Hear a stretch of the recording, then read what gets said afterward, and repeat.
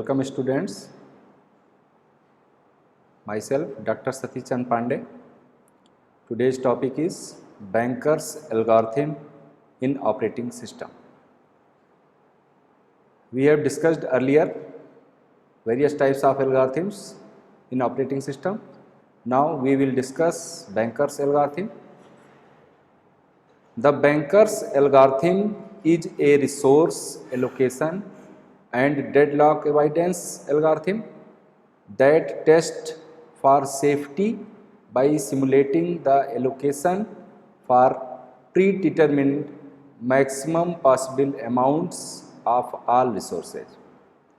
Then makes an S state, which is known as safe state also, check to test for possible activities before deciding whether allocation should be allowed to continue. In simple terms, it checks if allocation of any resource will lead to deadlock or not. It is safe to allocate a resource to a process, and if not, then resource is not allocated to that process. Determining a safe sequence, even if there is only one, will assure that system will not go into deadlock. Banker's algorithm is generally used to find if a safe sequence exists or not, but here we will determine the total number of safe sequences and print all safe sequences. These are available vector, second is max matrix, third is allocation matrix, and fourth is need matrix. We can say these are the contents of Banker's algorithm also. What is the available vector? It is an array of length m. It represents the number of available resources of each type. If available j, function of j equal to k, then there are k instances available of resource type r function of j. Second is max matrix. It is an n cross m matrix which represents the maximum number of instances of each resources that a process can request. If max function of I and function of j equal to k, then the process Pi can request at most k instances of resource type r function of j.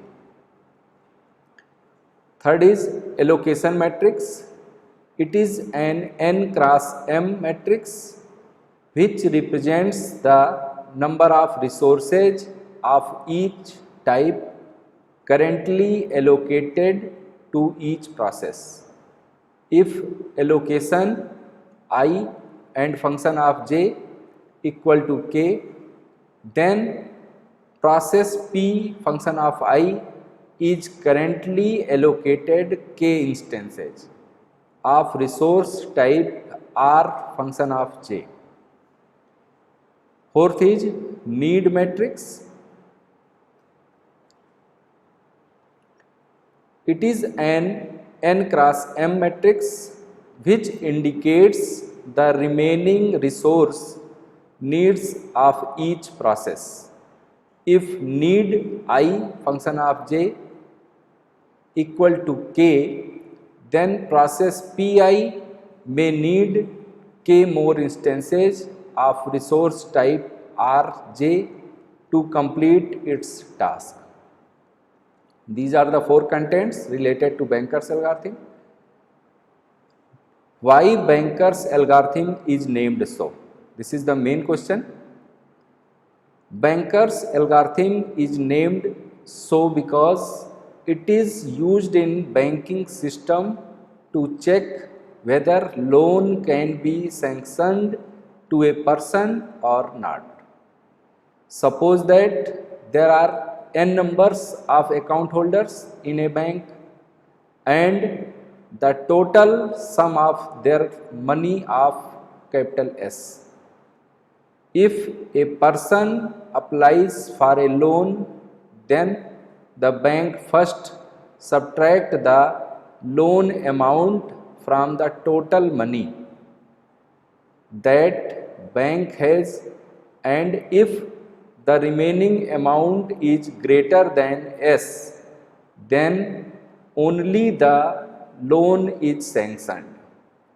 It is done because if all the account holders comes to withdraw their money, then the bank can easily do it. In other words, the bank would never allocate its money in such a way that it can be no longer satisfy the needs of all its customers. The bank would try to be in safe state always. What are the examples of bankers' algorithm? Considering a system with 5 processes P0 through P4 and 3 resources of type A, B, C. Resource type A has 10 instances, B has 5 instances and C has 7 instances. Then suppose at time T0, following snapshot of the system has been taken. This is the figure for bankers' algorithm example. Here process P0, P1, P2, P3, P4. Allocation is A, B, C. For P1, P0, 0, 1, 0. For P1, 2, 0, 0. For P3, 2, 1, 1. Just like that. Max A, B, C में, and this is the availability. Now we will discuss weight for graph. A weight for graph is a graph where each node represents a process. An edge Pi to Pj means that Pi is blocked waiting for Pj to release a resource. Recall the single instance SRAG given earlier. A weight for graph can be derived from that graph. There is a deadlock in the system. If any exists a cycle or a knot in the weight for graph. This is the graph. We can see that. What is the deadlock recovery? When a deadlock detection algorithm determines that a deadlock has occurred in the system must recover from that deadlock. There are two approaches of breaking a deadlock. First approach is process termination. In it, to eliminate the deadlock, we can simply kill one or more processes. For this, we use two methods. First is abort all the deadlock processes, and second is abort the one process at a time until deadlock is eliminated. How to work abort all the deadlock process? Aborting all the processes will certainly break the deadlock, but with a great expense. The deadlock processes may have computed for a long time, and the result of those partial computations is must be discarded and there is a probability to recalculate them after. Second option is abort one process at a time until deadlock is eliminated. Abort one deadlock process at a time until deadlock cycle is eliminated from the system. Due to this method, there may be considerable overhead because after aborting each process, we have to run deadlock detection algorithm to check whether any processes are still deadlocked. Second option is resource preemption. To eliminate deadlock using resource preemption, we preempt some resource from processes and given those resources to other process. This method will raise three main issues. First is selecting a victim.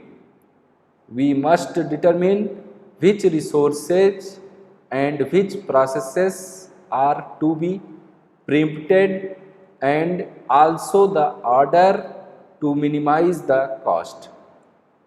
Second is rollback. We must determine what should be done with the process from which resources are preempted. One simple idea is total rollback. That means abort the process and restart it in simple way. Next is starvation. In a system, it may happen that same process is always picked as a victim. As a result, that process will never complete its designated task. This situation is called starvation and must be avoided. One solution is that a process must be picked up as a victim only as a finite number of times. Memory management, this is the new topic.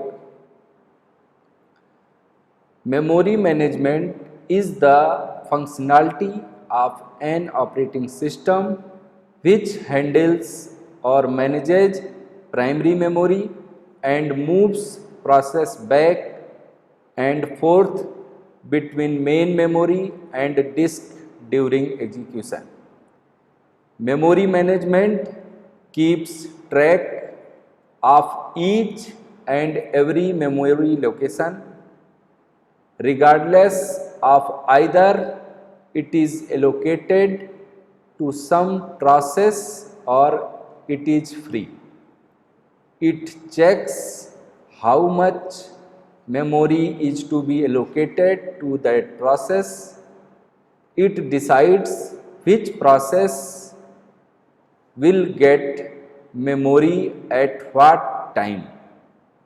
It takes whenever some memory gets freed or unallocated and correspondingly it updates the status. Memory is required in computers to store data and instructions. Memory is physically organized as a large number of cells that are capable of storing one bit each. Logically, they are organized as a group of bits called words that are assigned an address. Data and instructions are accessed through these memory addresses.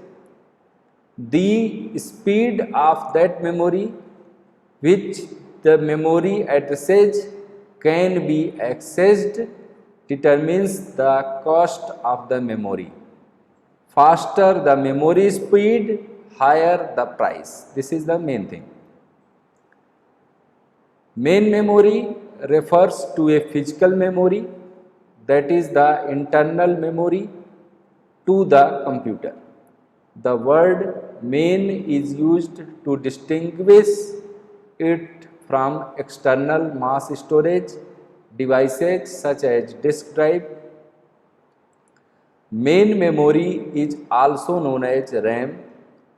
The computer is able to change only data that is in main memory. Therefore, every program we execute and every file we access must be copied from a storage device into main memory.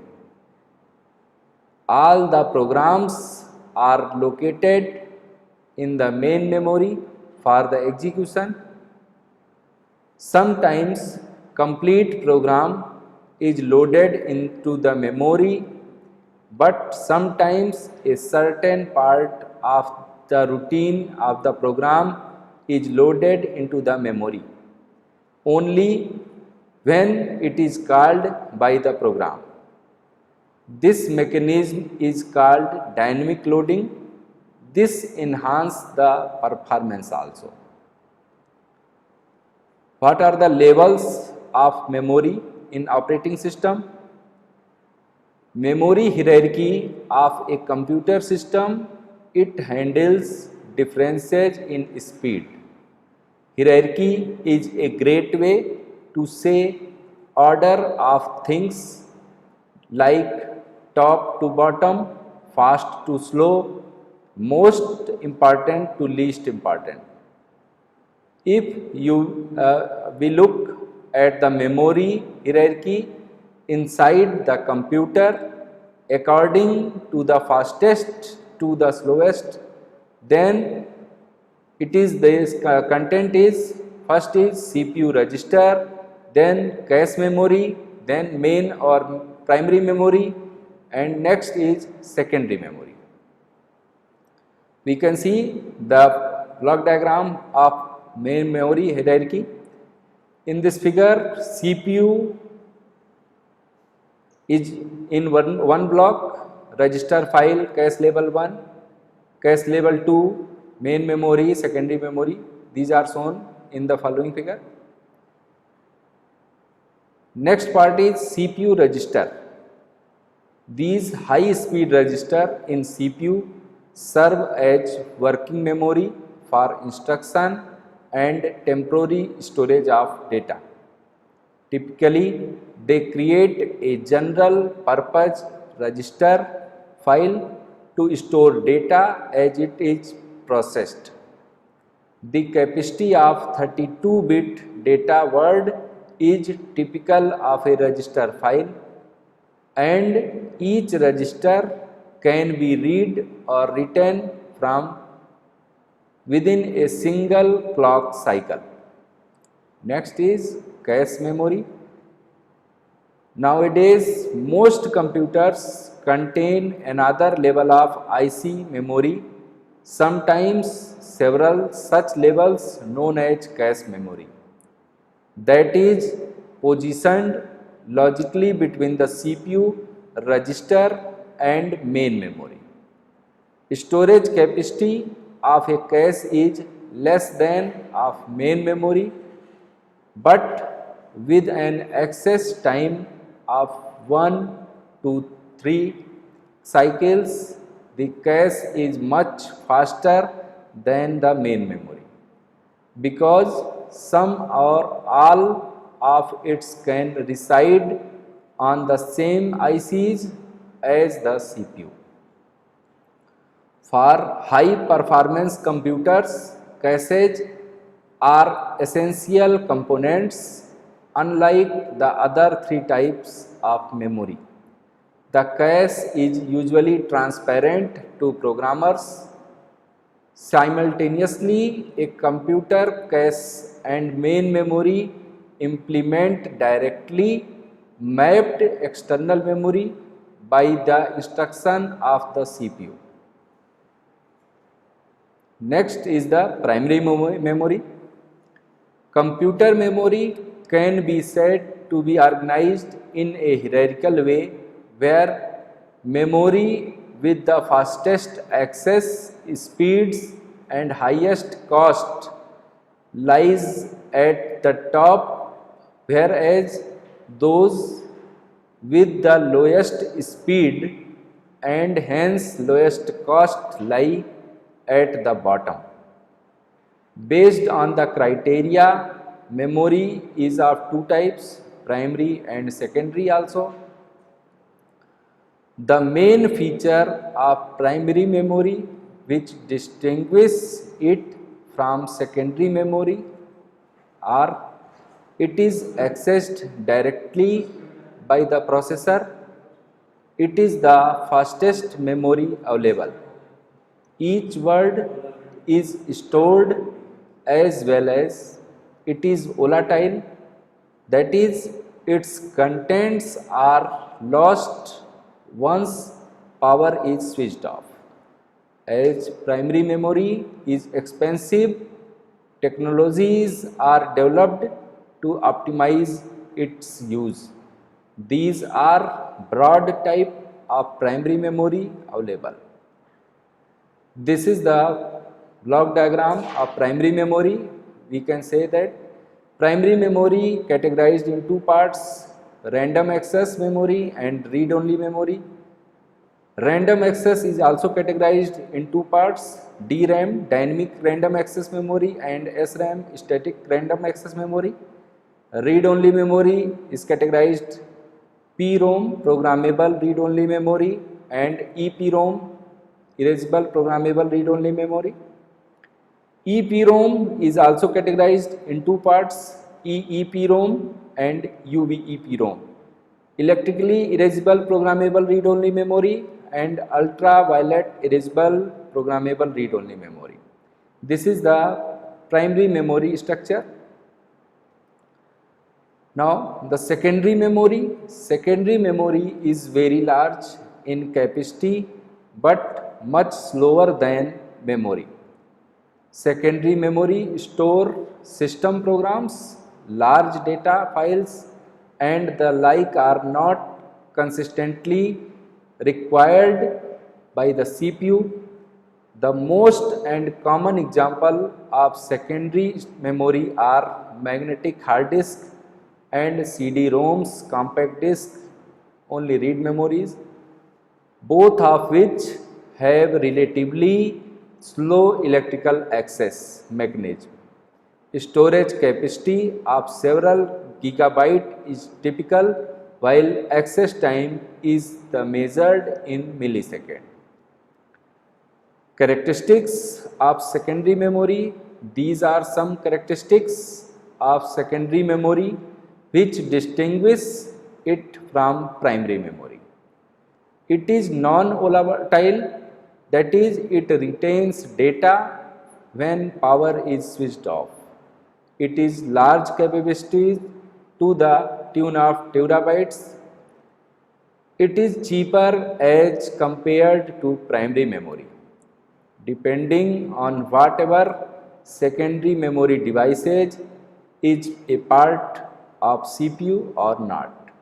There are two types of secondary memory, fixed and removable. This is the secondary memory hierarchy. Secondary memory is categorized in fixed devices and removable devices.